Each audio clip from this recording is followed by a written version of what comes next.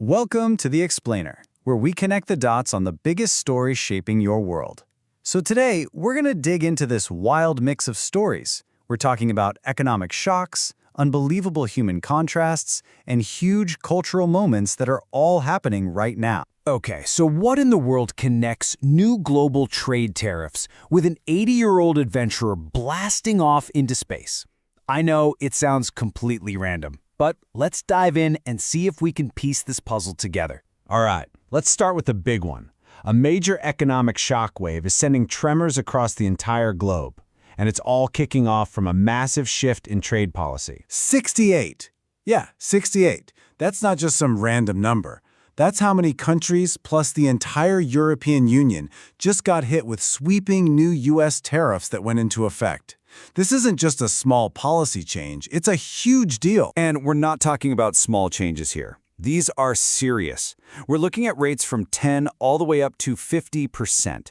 For a huge trading partner like Canada, that's a new 35% tariff on certain goods. So yeah, when you hear people getting worried about global inflation, this is exactly why. But you know, this isn't just an international story. The drama is playing out at home too. Right after a pretty bad jobs report came out, the head of the U.S. Bureau of Labor Statistics was fired. That's a huge move, and it's got critics from both sides of the aisle firing back and raising some really serious questions about executive power. And just to throw another wrench in the works, Iran is now threatening to close the Strait of Hormuz. So, why should you care?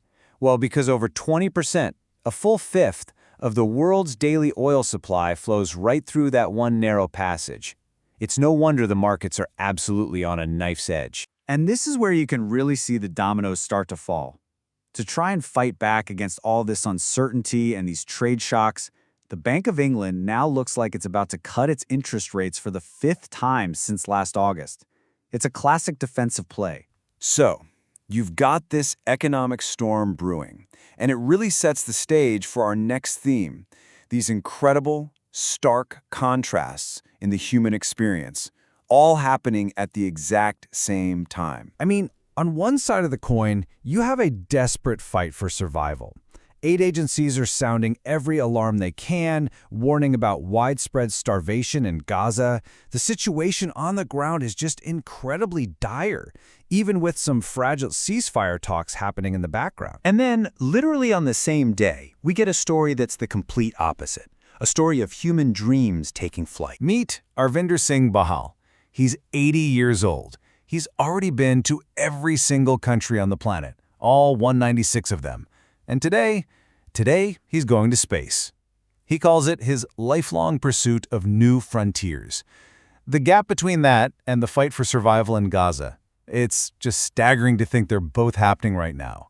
Okay, so while those big stories of crisis and triumph are grabbing all the headlines, there are other quieter shifts happening that are redrawing the world map. For example, Kenya just came out and officially backed Morocco's autonomy plan for the contested region of Western Sahara.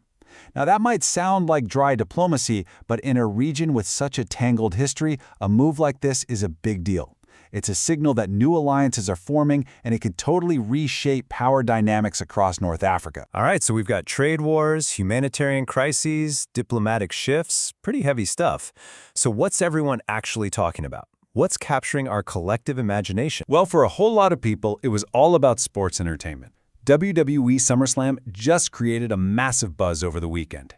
You had Seth Rollins winning the World Heavyweight Championship from CM Punk in a really controversial finish, plus some huge upsets in the tag team matches, total chaos. And moving from the ring to the silver screen, one of the biggest events in the film world is getting ready to celebrate a huge birthday.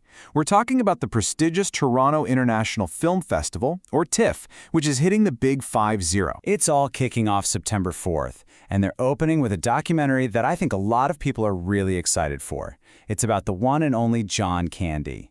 It feels like a perfect moment for some cultural reflection, amidst all the other noise. So here's the thing. You've got a global economic storm, a fight for human survival, one man's ultimate dream coming true, and a blockbuster entertainment event all happening at once. It's a snapshot of our incredibly complicated and, let's be honest, fractured world. And it really forces you to ask the question, in a world where you can see everything, what story are you watching? And what does that choice say about us?